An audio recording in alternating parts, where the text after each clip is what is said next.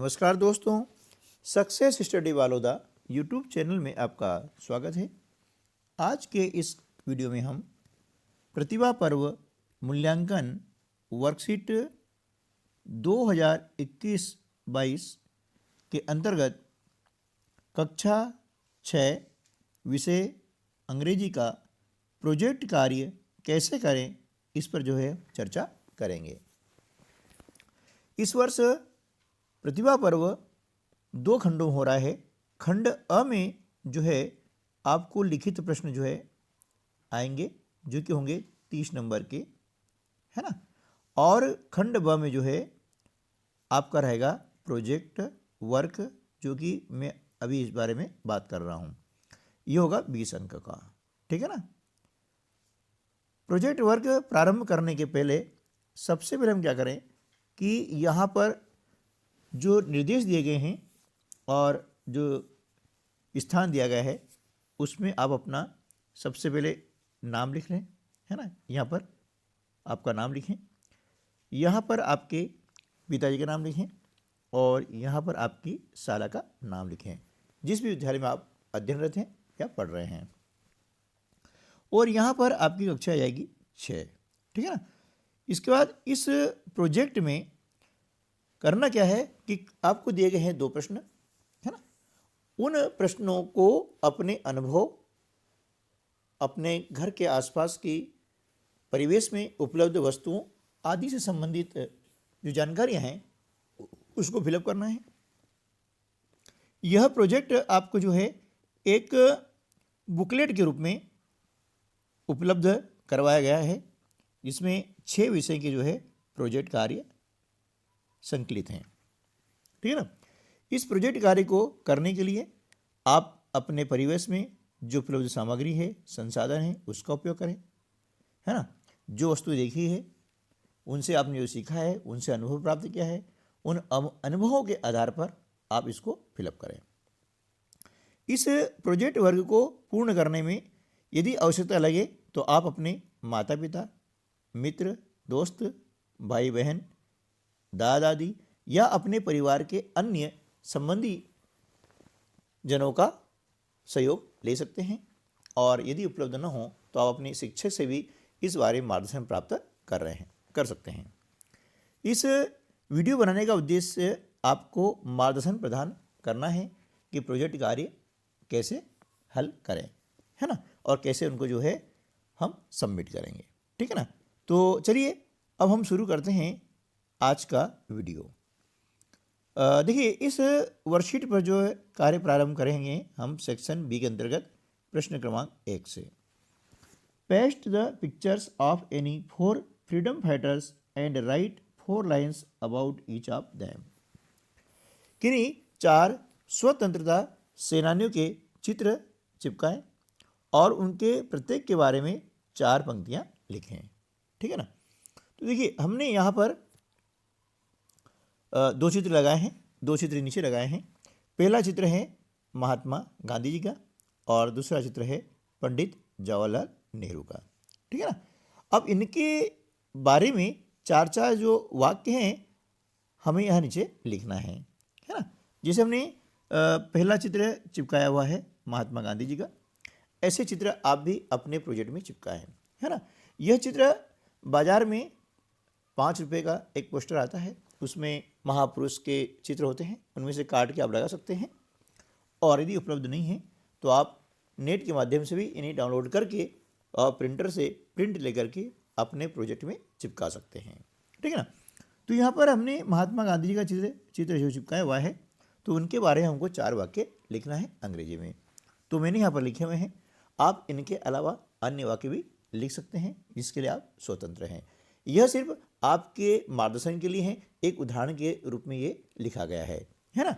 तो पहला जो सेंटेंस है, Mahatma Gandhi was a great man, है ना। यहाँ पर गांधी शब्द मिस हो गया है, तो हमें लिख ले महात्मा गांधी, है ना, वाज अ ग्रेट मैन, है ना। महात्मा गांधी एक महान पुरुष थे।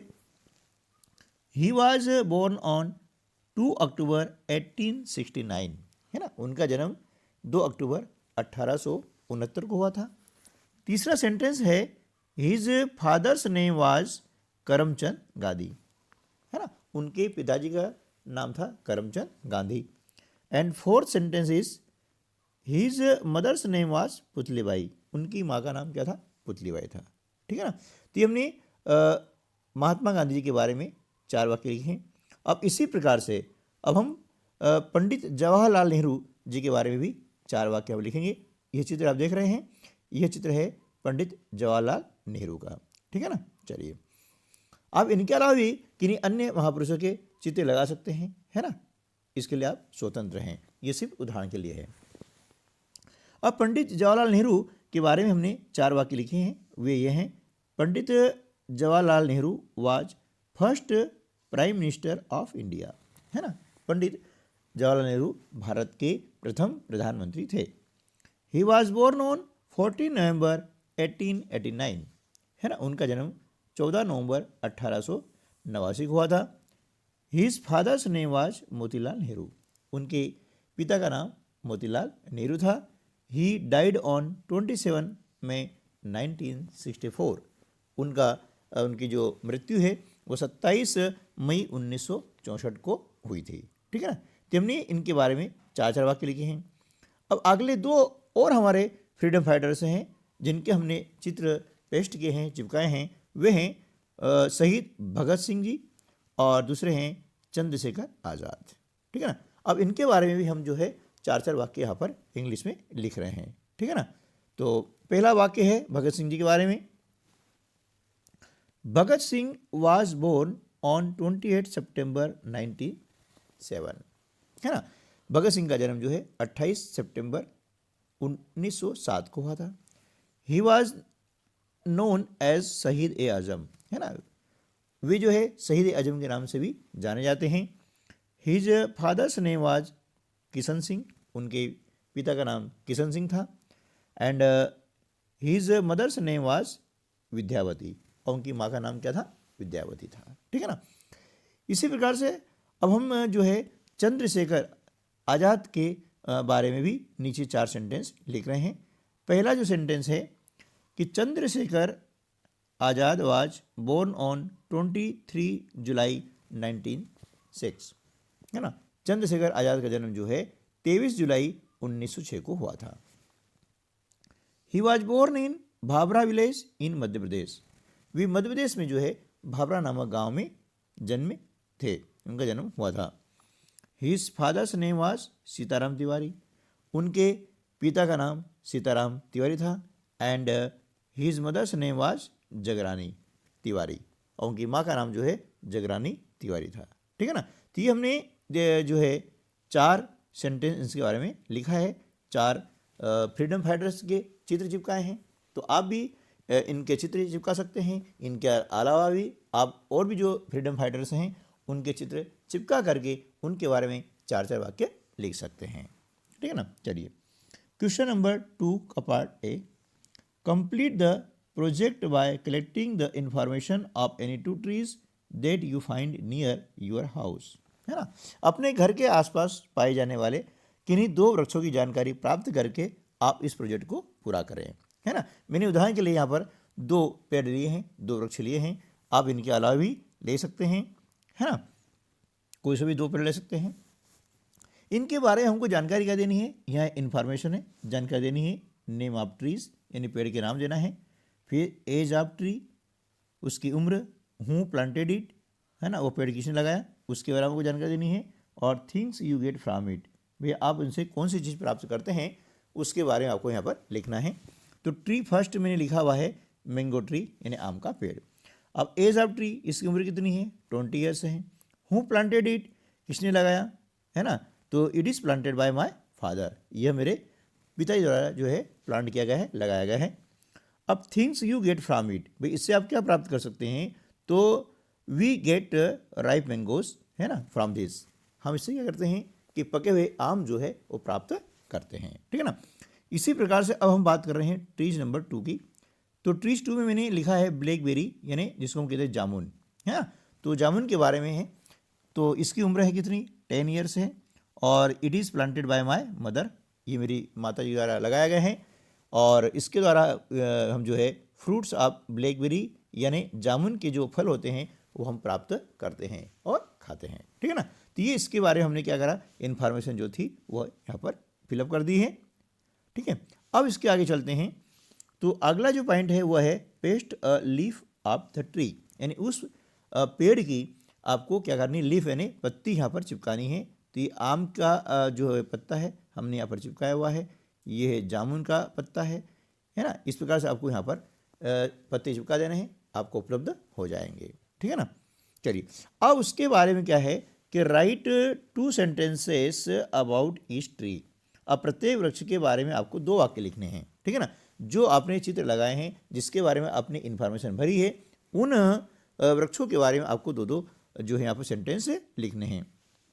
जैसे पहला मेरा ट्री क्या है था, मैंगो ट्री था, उसके बारे में लिख रहा हूँ कि a mango is a type of fruit, है ना। आम क्या है, फल का एक प्रकार है।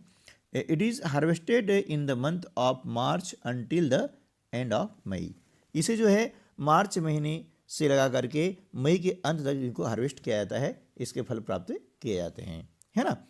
अब सेकंड जो ट्री है वह है हमारा जामुन यानी ब्लैकबेरी। तो इसके बारे में first sentence is the jamun is an important indigenous fruit of India, है ना। जामुन जो है भारत का बहुत ही महत्वपूर्ण पाचक है ना। यह पाचन क्रिया में बहुत सहायक होता है। ठीक है ना। सेकंड है jamun is very useful for diabetes patients. जामुन का जो फल होता है वह डायबिटीज़ पेशेंट के लिए बहुत ही उपयोगी होता है ना। तो इसके जो फल होते हैं, उसकी जो गुठली होती है, उसका चूर्ण बना करके जिनको डायबिटीज़ होता है, मधुमेह होता है, उनको खिलाया जाता है ताकि उनके मधुमेह में जो है वृद्धि न हो और कमी हो सके। ठीक है दोस्तों। तो इस प्रकार से एक जो मेडिसिनल प्लांट भी है ये, और जामुन जो है आपने भी खाए होंगे, है ना। तो आज के वीडियो में हमने इस प्रोजेक्ट को कैसे हल करें इसके बारे में सीखा है। उम्मीद है कि यह वीडियो आपके लिए यूज़फुल होगा, इन्फॉर्मेटिव होगा और आपके लिए सहायक होगा, है ना। यदि सहायक हैं तो इसको आप लाइक कीजिएगा, और यदि चैनल पर पहली बार आ रहे हैं तो इसे सब्सक्राइब कीजिएगा। तो ऐसे ही हेल्पफुल वीडियो मैं लाते रहता हूँ। मिलते हैं अगले वीडियो में, तब तक के लिए नमस्कार, जय हिंद।